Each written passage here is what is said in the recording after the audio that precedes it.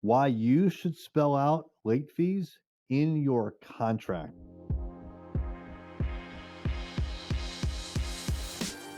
What's happening? It's Erik J. Olson.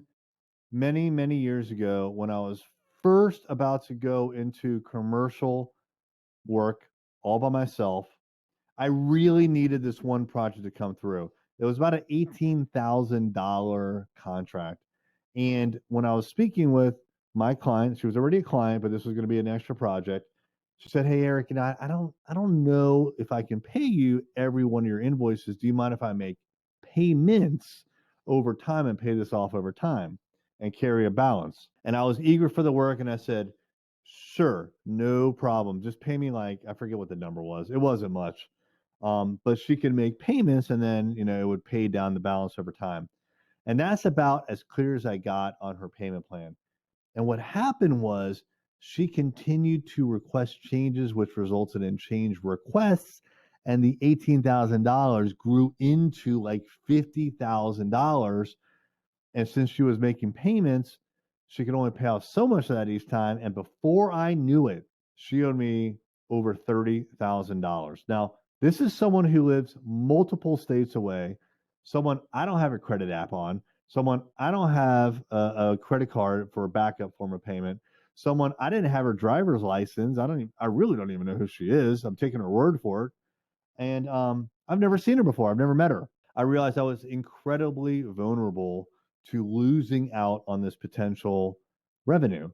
And so I kind of hounded her and worked with her, and she eventually paid me back. But I also realized that I had taken a huge risk. If she was that backed up in paying me, then there's a great likelihood that she was backed up in paying other people too. So think about if you owed, say, $1,000 to me and I wasn't charging you a late fee, and you owed $1,000 to your credit card company and they were charging you a huge late fee. Right? What do they charge? Like 18, 25% of a late fee? It's massive late fees. There's usually like a one-time fee and then a very high interest rate thereafter. So you owe me, again, I don't charge you anything, and the credit card, they do charge you. And you come across some money, right? Who are you going to pay off first? Well, if you're thinking financially, you're going to pay off the credit card first, because every time you don't pay them off, you incur a little more and more fees. And so I realized that since I wasn't charging her a late fee, that I was at the back of the line in her priorities. She had to pay off other people potentially before paying me off. And I did not like that because, again, she owed me over $30,000. Now, she did make good. I got paid, which is awesome.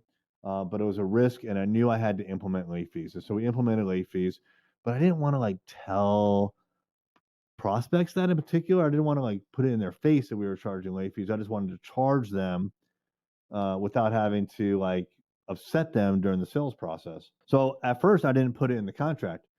It was in like basically it wasn't anywhere. And we just charged them late fees. But people kept asking, "Well, what's up with this late fee, Erik? You never told me there were going to be late fees," and they were right.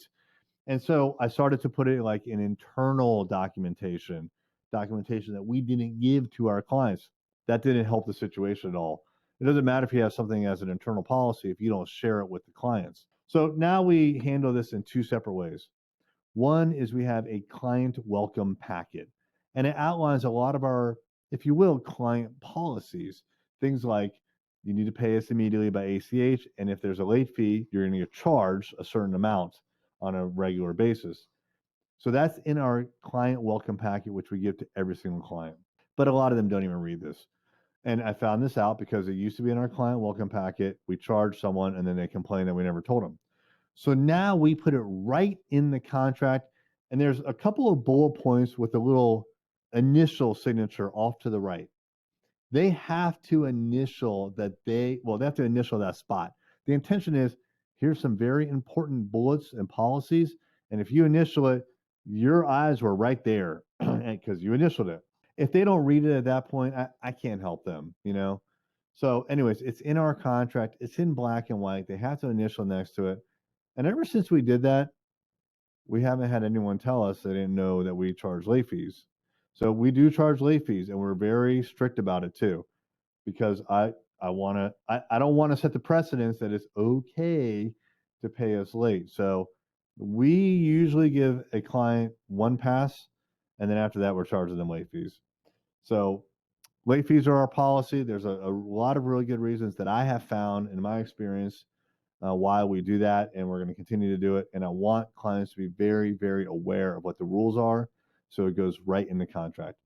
If you're thinking about implementing late fees, I would consider doing something very similar. I know it's scary the first time that you do it, that you put something like that in front of a prospect and you think it's going to kill the deal. But if that kills the deal, it was a fragile deal to begin with. You need to establish what your policies are and then let your prospects know before they become clients. Set that expectation early, and that way you can enforce that expectation.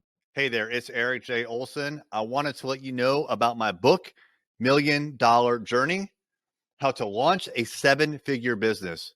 This is the story of what it took for me to go from freelancer with no clients, no employees, no revenue, to growing a $1,000,000 business. It took me 8 years, and I made a lot of mistakes. And all of those mistakes, and more importantly, lessons learned, are in this book. And we have chapter takeaways, 5 to 15 takeaways that you can apply right now to your business. Check it out on Amazon, $1,000,000 Journey by me, Erik J. Olson.